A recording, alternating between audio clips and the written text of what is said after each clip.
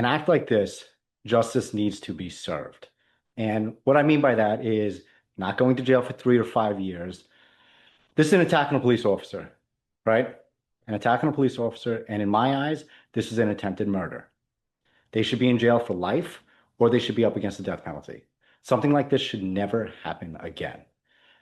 And the problem is, if they continue to allow things like this to happen, and why I say allow, what I mean by that is today's governments, today's law systems, people are not going behind bars for committing crimes anymore. People don't have fears of police officers, and not in the community relations sense, but as of someone that's committing crimes on a daily basis, these perpetrators that are moving firearms, moving guns, moving drugs, kidnapping people, robbing police officers off duty, they should be in jail and they should have fear that they're going to go to jail or be upheld to the law to the max. And it's a system, it's a countrywide issue right now.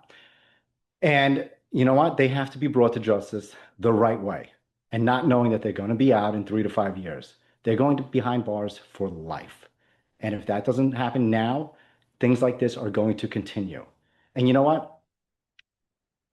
That officer, and I'll tell you right now, because I know the way the job is. I'm a retired detective. I've been retired for 3 years, right? That officer was scared about what he would do, but what his actions would be, and how the job, the NYPD, would treat him if he did something, if he took action.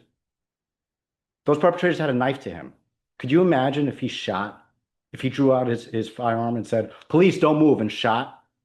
By law, he had every right to do that. But he's thinking here, should I do that?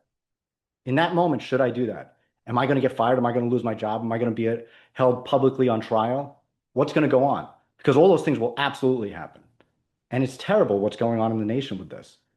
It has to change. Officers should be allowed to uphold the law. And you know what? Everything's becoming reactive. Proactive policing has to come back.